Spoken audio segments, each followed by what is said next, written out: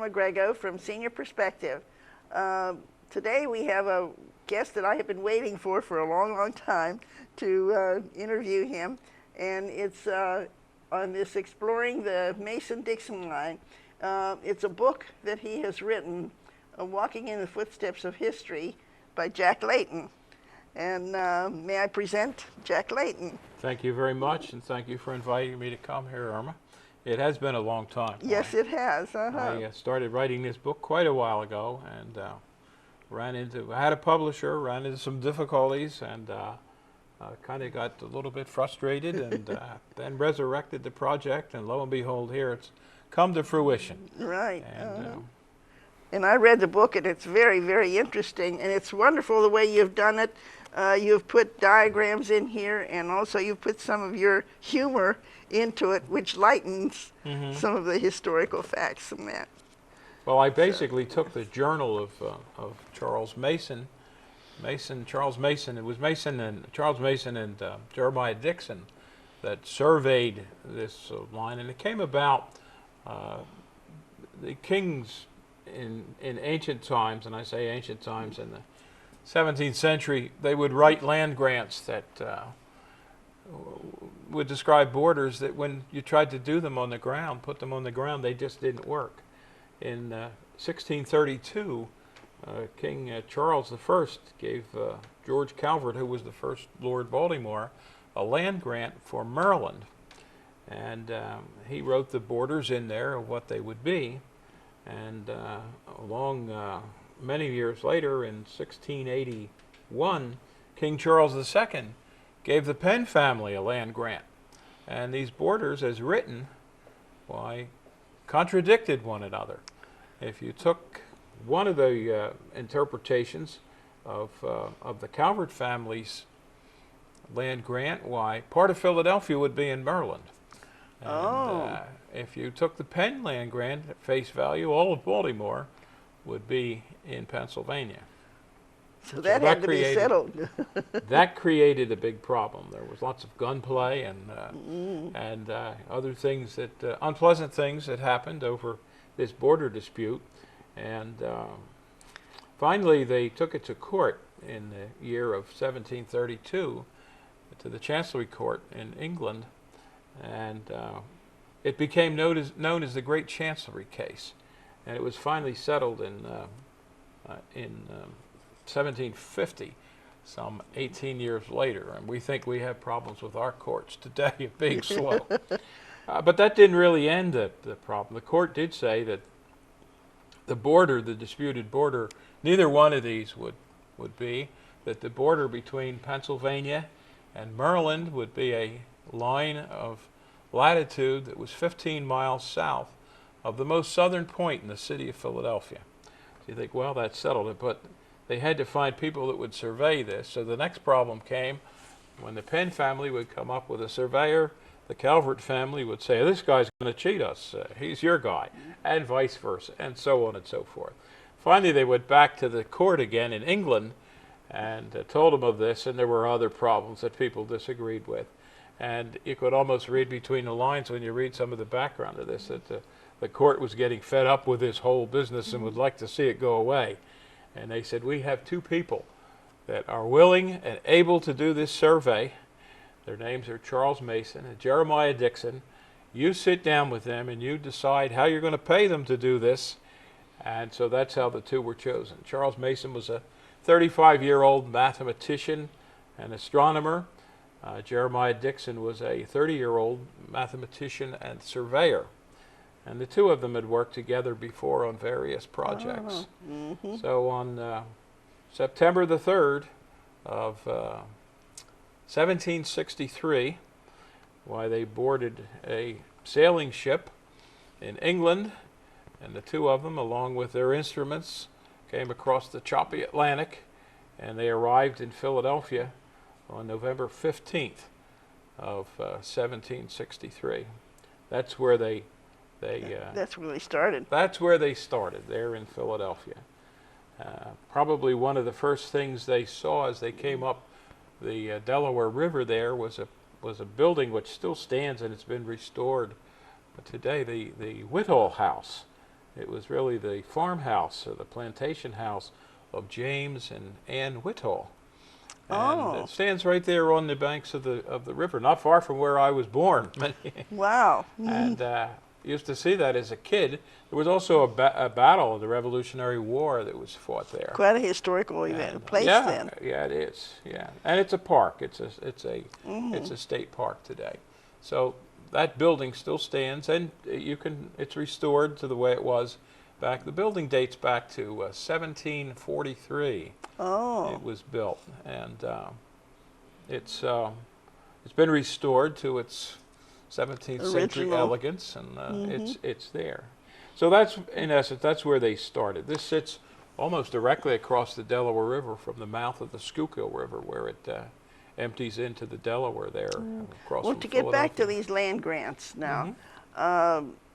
what is a land grant? Is it to settle a debt that the king owed? The Calvert family, they were Catholics, and they wanted to. There was a lot of persecution going on in England and in Europe at the time, and they wanted to establish a colony in the New World that was mainly a Catholic colony. So they got the land grant for that. The King Charles II owed the Penn family lots and lots of money. Well, it was $22,000 at that time, but Lots by of today's money. standards, lots and lots of money. And in order to settle that debt, the king didn't have the money, so he agreed to give the Penn family a land grant. And that land grant was called Penn's Woods, Pennsylvania it became. And he defined the border, the king defined the borders there, again in a very wanton, cavalier way that caused them to overlap and conflict with some of the borders of Maryland at the time. So that's how the survey line came about. Well, they didn't try to, before he gave the land grant, he didn't try to find out if he was doing it right or, not, or wrong or anything. He just there said, weren't very good maps at that of the era, and how could there be? I mean, it was Right. all wilderness. and indeed, and some of this today, as you go through this wilderness still today in some of these areas. But they started out in Philadelphia, and rather than try to survey 15 miles south of that, as the court said, they moved their line. They would have had a survey diagonally across the Delaware River, which was a couple miles, and then down into New Jersey, and then back across the river again. So rather than do that, they moved their point. They just determined the latitude of the most southern point in the city of Philadelphia, which No, wait a minute. You said New Jersey? New Jersey's way up here. Now, New Jersey's across the river right there, and they would have had to survey across the Delaware River if they went due south from this most southern point in the city of Philadelphia. Oh, really? Yeah, and they would have ended up there and then had to survey back across again. the river. And that wasn't, they could have done that, but that wasn't the practical thing to do. So they determined the latitude of this point, which today is at about where South Street in Philadelphia joins the river. Philadelphia is much larger today than it was back in the 1700s. 1700s. And so they moved their point about 32 miles to the west to a place in Newland Township, Pennsylvania, which is near Westchester. And from there, then they did their 15-mile south survey. At Newland Township, they wintered over there because they would quit about October or so, the survey, and pick up the pieces, pick up where they left off again in April or so of the following year. And they stayed at a place there, wintered over in a farmhouse there that was owned by the Harlan family. That farmhouse is still there today. Still there. The original portions of that were built in the late 1600s. Oh, Belonged to the Harlan family, and today belongs to a lady by the name of Kate Roby. Kind of interesting because she bought that farmhouse in 1983, unbeknownst as to its historic value. Oh, In my research of doing the book, I looked for that house. I was told that it still stood. And I went to that area and I looked and I didn't find it. I found the marker that's there, a quartz marker that they used as their survey point. But I couldn't find this farmhouse. And that was bothering me. So I scheduled another trip back there. And I figured I'm going to find this if it exists. And sure enough, I found it. It sits, it's not really hidden, but if you're not looking for it and looking in the right place, you can miss it.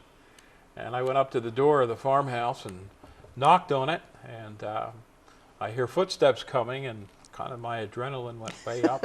And, this At last. Kate Roby is her name. She bought the house, didn't know what it was until after she had bought it. And I knocked on it. When she came to the door, I introduced myself and told her what I was doing, writing a book, and asked her if this was the old Harlan farmhouse. And she said, "Indeed it is." I said, "Could I talk to you?" And she invited me in. And it's really a neat. She took me on a tour of the first floor of the place. And the thing that stuck in my mind was a very large fireplace that's there, which heated the building, of course. In those days, there were probably more. This was so big you could almost walk in it. I mean, that's how big the fireplace was. I could just picture Charles and Jeremiah laying there before the fireplace with their feet up near the fire getting warm. Well, they used that as their focal point then. That was house. kind of their focal point. Yeah, Yeah. they came back to that every year. But from there, they surveyed this 15 miles south, and they put in a marker there. It was an oak marker that they put in, so the original was long gone. But it's called the Post Marked West. And Yeah, that I is the saw anchor that. point for the whole east-west Mason-Dixon line, the southern border of Pennsylvania. In those days, Delaware, the three counties of Delaware, were the lower three counties of Pennsylvania. Oh, That was part of Pennsylvania. So part of their commission was to survey that line, almost a north-south line, that today separates Delaware from Maryland. It's an 82-mile line that begins down at the southwest corner of Delaware and comes up and touches that circle, if you've seen maps, the circle of the northern border of Delaware. And that really came about because that was a Swedish land grant early on. And that land grant... Swedish? Now, wait a minute. Even before all of this took place. Someone The else Swedes, had. the Someone Swedes else had had been it. there, yeah.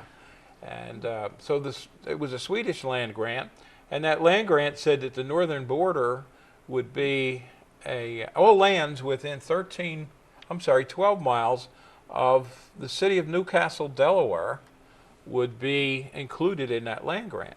So that's where the circle came from. So this dividing line that they surveyed, called the tangent line, that comes from down in the midpoint of the Delmarva Peninsula up and just touches that circle.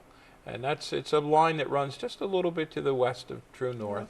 When I was reading that, when I ran across Newcastle, that sort of threw me, and I thought, well, Newcastle isn't anywhere Pennsylvania. near there, but it's Newcastle, Maryland, Newcastle, Delaware. Delaware. Okay. That's a historic city, And it's still called Newcastle? It's still called Newcastle, and there's a historic section of town, and I rambled around that for a couple of days, and there's an old cemetery there that I went just looking at cemeteries. It's too bad they can't talk to us. They could tell us Oh, some you great could get stories. yeah. But I found some marker stones in there from like 1702 and the early 1700s. So that stuff was there long before Mason and Dixon did the survey, or even had any thoughts that they would ever do the survey. And the old courthouse is there. Eventually, there was a dispute early on before Mason and Dixon as to where this circle, this 12-mile circle, where the center point of that would be. And finally, it was decided it would be the spire of the courthouse there in Newcastle. So the old courthouse is still sitting there. And when I went there, it was they were doing some reconstruction, so I couldn't go take a tour of it. But it's there, and lots of other historic buildings are there. There's a lot of history all around us here. Oh, yeah. There's an awful lot of history. Yeah. Once they got down to their postmarked west, and that's there today. The oak post isn't there, of course. That's long since gone. But there is a granite marker that was put in there in that place in about 1952, as I recall. And it's postmarked west, and that's where the anchor point for the survey of the Mason. Is that where the Dixon three line is come there. together, or is No, that something that's else? further on. That's further on. This is the eastern anchor point, which is just inside of Delaware. As you progress along there, that line from there, And the Mason-Dixon line didn't. Some people, you'll mention that and they'll say, well, that was the dividing line for the Civil War. Well, the Mason-Dixon line was there 100 years before the Civil War. And all of West Virginia, which is today West Virginia, which was part of Virginia in those days, they didn't subscribe to slavery. So it really wasn't, it was kind of a, Maryland was a slave state and Delaware too, but the part of what is today West Virginia, those counties of Virginia were not. That's how the state came about. But as you progress along there, of course you eventually come to the Maryland border, where Maryland and West Virginia and Pennsylvania all come together. And I remember trying to find that marker. I thought, I got to find this. And I knew where it was, but wasn't sure how to get back into it. It's way back in the woods there. And finally, and I describe it in the book if somebody wants to go see it, how you can go back in there with a four-wheel drive vehicle. I drove up to the marker. I remember driving there. It was a hot summer morning, and I got out of the, I was in the vehicle, and I thought that marker has got to be here somewhere close by. And oh, it's still like in the woods. It's in the woods, yeah. It's you have to go looking for it. It's a very heavily wooded area. Nobody's there to care for it. No TLC for it. Oh. But it was put in 1910. It's not a Mason-Dixon line marker. It was put in there to mark the Maryland border, the western border of Maryland. But I still remember getting out of the car. I thought, that marker's here. I'm going to find it. And there it was, you know, no more than probably 15 feet from me. And if it could talk, it would have said, "Dummy, here I am." And you're looking all over for it. But at that point, as Mason describes in his journal, he was a very meticulous man. And in the book has got in italics there the actual quotes out of Mason's journal. And some of the English is tough to read. Yeah. And some of the things, you told me that Pittsburgh was misspelled. Yeah. Well, that's how they spelled Pittsburgh in those days. Pittsburg, no H. No H. So I tried to keep all of that together for the effect that that's the way it's written in his journal. Some of the things, I did make some subtle changes because there were a few things that I had to read, and I think, what does this really mean? And I thought I had caught you up on something, but. But at that point, where the marker that I was telling you about, he describes in his journal, and I have that paragraph or two in there where they encountered, this was bad, very bad Indian territory out here. And the European settlers were not welcome in this area. And there were many, many stories of horrible things that took place. So they were well aware of some of these things that were going on, and almost at that point where the states come together and that marker is, they were surprised, well, right after dark one evening when 12 Indians showed up. They were using, Mason and Dixon were using Indians for part of the workers there to cut trees and do the heavy labor. And of course everybody was scared out of the bejeebies out of them when they thought for sure this was going to be it, but it wasn't. But from there on, they were very cautious. Mason says in his journal that they didn't use guns anymore to shoot deer and other things for food. They did a lot of fishing, and they also took a herd of sheep along with them too. So, oh, really? Yeah, and the survey party at times was made up of 90 plus people. I mean, it wasn't just these two guys traipsing through the woods. But there's so many fascinating stories that I turned up along that tangent line. There's a little town called Reliance, right on the Delaware. Today is the Delaware-Maryland border, and there's a house that still stands there. The house was owned by Patty Cannon. And Patty was a Canadian that showed up in those parts around 1810.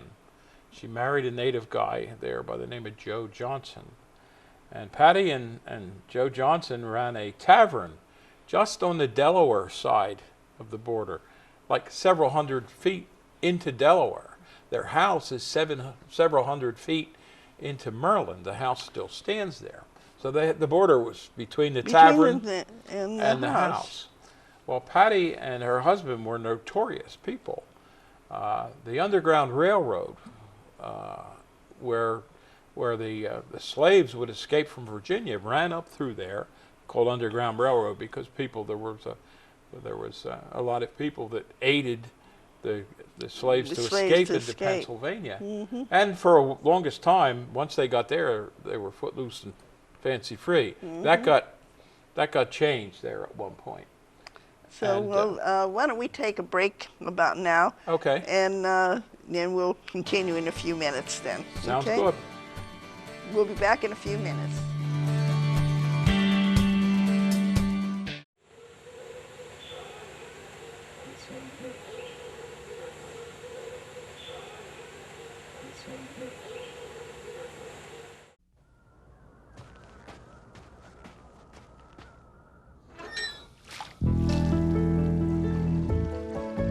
When you start with Rotary, good things happen. Rotary is ordinary people working together to clean the environment, stop disease, and accomplish other extraordinary things. Learn more at Rotary.org.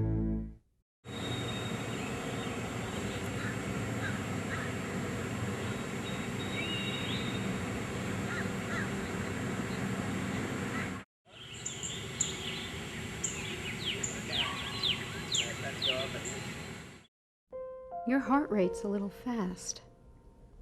Cause of death, acute myocardial infarction. Have you tried a weight loss program? Likely caused by type 2 diabetes and heart disease. Still smoking? Victim's lungs are black and scarred.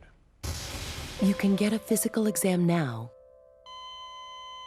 or you can get one later. Use our free risk calculator and talk to your doctor. Lower your risk for type 2 diabetes and heart disease and live a healthier life.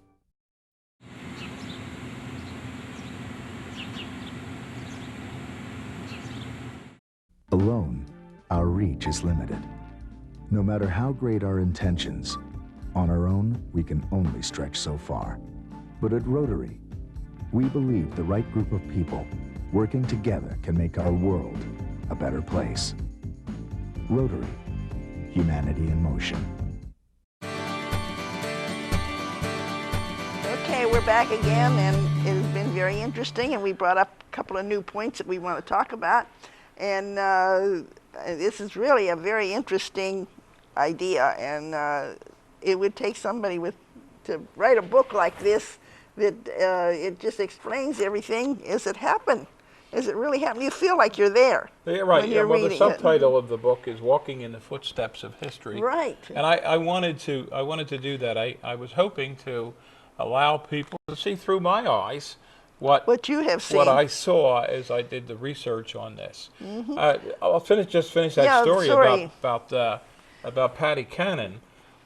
She and her husband were very notorious in that area. They would capture slaves as they tried to escape from Virginia, and they would chain them to the trees and into the basement of the house there that still stands.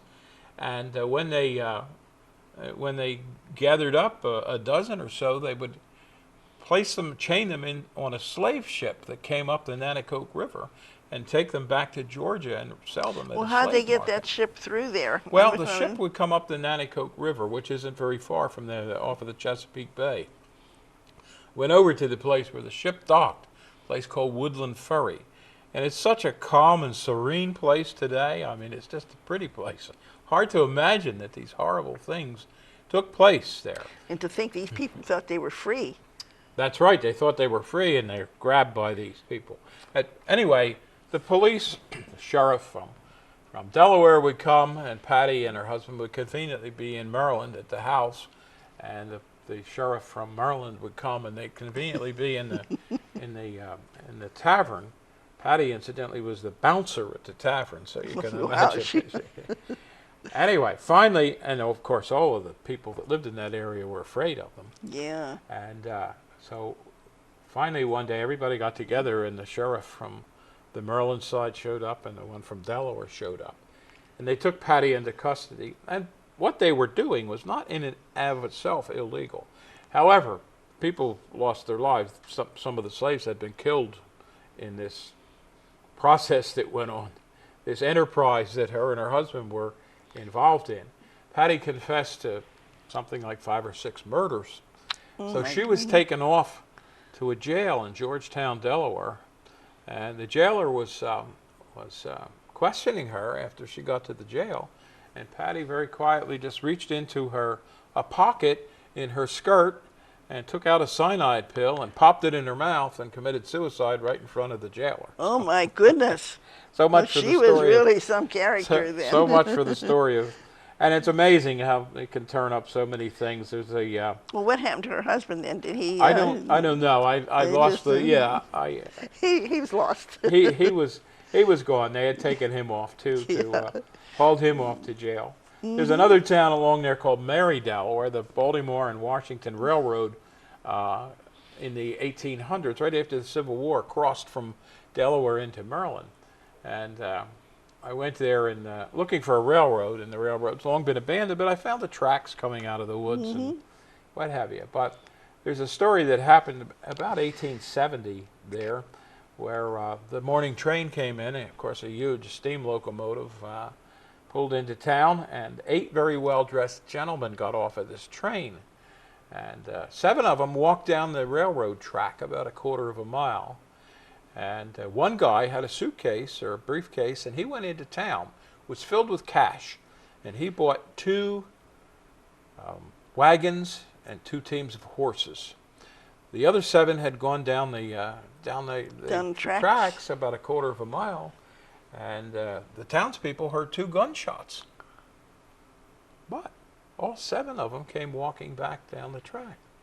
Well, nobody knew what went on. Yeah. They get into these 2 wagons with the teams of horses, and they get out of town quick. One goes one way, and the other goes the other way. Years go on. Nobody knew. That was like a legend in that town. So finally, on a deathbed, a man tells the story. Among those people that got off of the train was a guy by the name of James Bennett. He was a famous journalist, and another guy by the name of Fred May, who was a world explorer. And the 2 of these guys had a falling out over a woman, and they wanted to settle this. Well, dueling was illegal, so they went to this out-of-the-way place for a duel. Each one had a dueling pistol with 1 bullet. And they walked back to back and off the appointed number of paces, 10 paces, and spun around. And Mr. Bennett, the journalist, fires and misses. The other guy, Mr. May, very carefully, puts the pistol down and points it toward Mr. Bennett's chest, and just holds it there for about 10 seconds. And then puts the pistol up in the air and pulls the trigger and discharges it. Oh my! And then, of course, they all got out of town. But Yeah, they beat it then. but that's some of the stories that I found out in some of these places. Some of the stories maybe are legends. I'm sure a lot of them are true too. There has to be some basis to it in think order so. to make it a story. I think so. Yeah. But you could find a lot. I'm sure. If you dig deep enough, you find a lot of stories. Oh yeah. People like to talk. That's right. It's fun to go along in places like that, these little out-of-the-way places that get people to talk. The survey line passes just south of Gettysburg. Of course, we all know the story of Gettysburg. It passes almost just at the very edge of Raven Mountain, which is called Site R. That's probably a secret White House, where we know that Vice President Cheney disappeared right after 2000, You're right. 9/11. Right. He probably was there. Yeah. It's a hollowed out mountain. It's a very secretive place. Camp Is David it is not. Is it still a secretive? Yeah, place? it's a well-known secret. Well-known It's been written about in newspapers and what have you. It goes into the mountain. It is the mountain. To look at it, the only thing that would tip you off that there's something there are some towers, a tower and a couple of antennas, strange-looking antennas on top of the mountain. Oh. But it is a government compound, and it's pretty much known to be an underground White House Stay away. that was built in the 1950s, right, not too long after the Second World War, when the Soviets had an atomic bomb, and we were concerned what would happen to our government if this got used on us. And so that was the hideaway for the president. Of course, we know about, there's one down in Greenbrier there the Congress was going to use, and there supposedly is another one in Virginia, near Culpeper, Virginia, for the Supreme Court going to hide out in. Mm-hmm. So that's there, and that was interesting. I tried to go up a back mountain road there, and suddenly there was Jersey barriers across the road and a guardhouse, and a very well-armed Marine came out and said, "Yes, can I help you?" And I said, "Well, just wanted to take a picture." I said, "Is that okay?" And his comment was, "You can do anything on that side of the fence, but don't try to come over to this side." Oh. So I took my picture, and there's a picture of the guardhouse there. He didn't want his picture taken. He said, "Let me get out of the picture." So I took a picture of the guardhouse, and Camp David is along there, just to the south of the line, and about 7 or so miles from this Raven Mountain. There's a rumor that there's an underground tunnel that connects these. I don't know. I wasn't invited into either one of these places. To look and see. Right, yeah. Right. As you go along the line further, why there's Hancock, Maryland, which is where the neck of Maryland, Mason was concerned, and I have the passage of in his journal expressing his concern that Maryland, the Potomac River, which was the border between Virginia and Maryland, that came too far north and was going to go north of this survey line, which would greatly complicate things, because that would put Maryland in two pieces, not connected with one another. Oh, wow. As it turned out, it's about 1.5 miles in the neck there of Maryland. And had the river come 1.5 miles further north, or had the line been 1.5 miles been further the river south, in between. the river would have chopped Maryland in half. There would have been two unconnected pieces of Maryland. One of the interesting things there along Hancock is a toll house, an old restored toll house for a turnpike that was there called the Bank Road, and it connected Hancock with points east, and that's a restored toll house, and it's open for visitors at times. It wasn't open when I tried a couple of times to go and see it, and I arrived at times when it wasn't open. But that connected basically Baltimore with points there. Is that the one where you had in your book here that you said that it was so many cents for? No, that's another toll house. Oh, that's another one. Yeah, oh, we'll touch okay. on that here in just a second. That toll house is on the National Road, which was the first. The National Road, yeah. That's okay. down the road. Got to talk just a little bit about this character called Thomas Cressup. Oh, Thomas Cressup I was remember he worked for the Wright family, and the Wright family ran a ferry across the Susquehanna River at a town called Wrightsville. And Cressup ran the ferry for them. Cressup was one of these people that adamantly said that part, which is 20 miles north of the border, was part of Maryland. And he would defend that. He would shoot at people that disagreed with him. If anybody tried to survey anything there, he'd run them out of town. Finally, one day, the sheriff came into town to quell some disturbance, and there was a gunfight with Cressup and his guys, and somebody got killed. So they took Cressup off to Philadelphia, put him in jail. They let him out in a few months with the proviso that he'd never go back to that area. So he didn't. He settled around Cumberland, Maryland. And there's a town just south of Cumberland called Cressupville. Oh. And he comes in later on. He and Nemacolin, who was an Indian chief, cut a path from Cumberland all the way up to where Brownsville, Pennsylvania is today. And that was called Nemacolin's Path. It was 12 foot wide through the woods, and later Braddock came a few years later, came through there and widened that so he could bring his army through there. And eventually that became the National Road. That was the first turnpike. Okay, that's where the National Road. And the toll booth, the first toll booth on that, is at a little town called Addison, just off of Route 40 as it crosses the border and comes into Pennsylvania. Beautifully restored, and the old list of tolls still hangs there, and kind of interesting to read that. That was interesting. How much it was, you know, 1 horse with wagon, 4 cents, and Yeah. so on and so forth. But that another interesting thing to stop. And the day I was there, they were cleaning this up. The National Pike Festival takes place in the spring, Right. and the Daughters of the American Revolution are in charge of that particular toll house. There's another toll house further on in there too. That road goes from...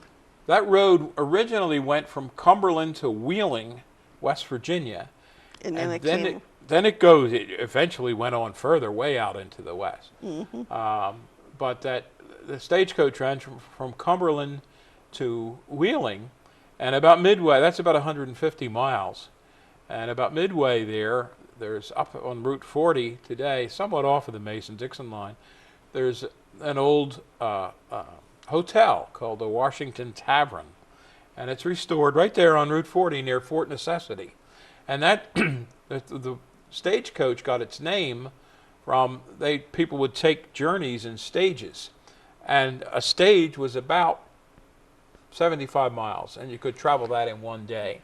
So the stagecoach 75 ran miles from in a Cumberland. day. Well, your horse-drawn carriage Yeah. through a wilderness. I would guess by the end of 75 miles they were ready to stop. So indeed, people stopped there and they stayed there overnight, and there was provisions. It was a tavern and a place to stay. And then the other 75 miles was from there to Well, Cumberland. to get back to Mason and Dixon, there was... I was interested in how they carried their equipment. You were saying something about this one very delicate piece instrument that they Right. used. Yeah, I think the people would like to know something about that. That was the way they surveyed. They shot the stars to determine Yeah. where they were, and they were trying to do, or what they did do, they were commissioned to do, and they in fact did do, was a line of latitude. Line of latitude is not a straight line. It curves, goes around the Earth, so you can't survey a circle directly. So what they did, they broke it into pieces, and they used this zenith sector. Zenith, that's what it was. They would shoot the stars, and they could tell where they were and how far they were off of the line. They would go 11 miles and then stop, and it would take them 14 to 21 days of clear nights to shoot enough stars to determine where they were. And then they would send the grunt workers back to move the markers so that they were on this line of latitude rather than on the straight line they were surveying. And it's amazing, the worst error in that 233-mile line is 700 feet. That's it? 700 feet, that's it. Yeah, I couldn't. Wow. To look at some of that today even, and it probably was a lot more rugged in the days 2.5 centuries ago, to look at that you would wonder how you could even walk through there, much less survey a line through there. Right. And here I am with a GPS receiver, and I could tell within about 15 or 20 seconds of where I am, and it took them 2 weeks, sometimes more than that, to survey. As the line goes further, it crosses the Cheat River, not too far from where we are here. There's a huge hydroelectric dam on the river, right on the border, no more than maybe 300 or 400 feet into West Virginia. I think you can see that from the rest stop in Maryland. No, see- you no, can't see no? that one. No. This, you've got to go back in. Cheat Lake, you know where that is? Yeah. Okay, that's the dam that holds it up, but it's several miles from interstate.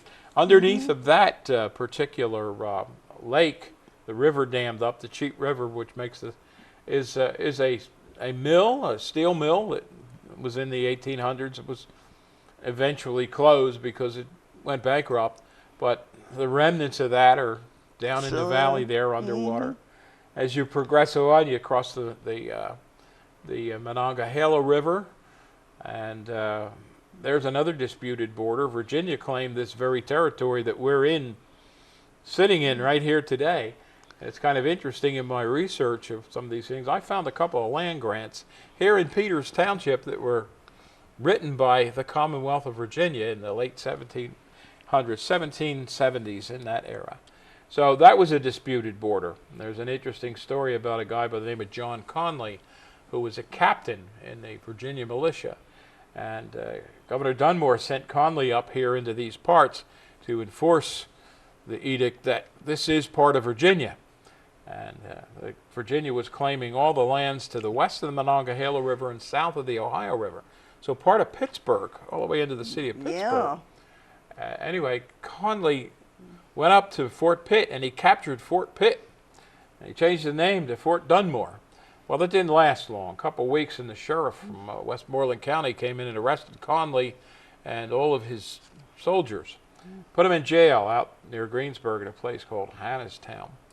And Conley arranged bail for them all to get out because this was in early June. And the judge from Pennsylvania, the Commonwealth of Pennsylvania, only came twice a year to this area. And he had just been there in May, and he wasn't coming back until September. So Conley got his men out on bail, on his word, being an officer and a gentleman, that he would come back on the appointed day when the judge Would be from there. Harrisburg came to. So indeed, Mr. Conley, or Captain Conley, and his group, along with many other soldiers, came back on the appointed day. They arrested the sheriff, all of his deputies, and even the judge that was there. Well, he and kept hauled his word. He kept his word. He took them all off to Stanton, Virginia, which is the county seat still to this day of Augusta County, and this area was called West Augusta County. And you can see, if you read between the lines a little bit, that Governor Dunmore got cold feet over all this, and he let everybody go. Yeah. And as you move on further there, why you go past Morgantown. The line runs just north of Morgantown. Lots of coal mines. A chapter there in the book that I call Under the Line.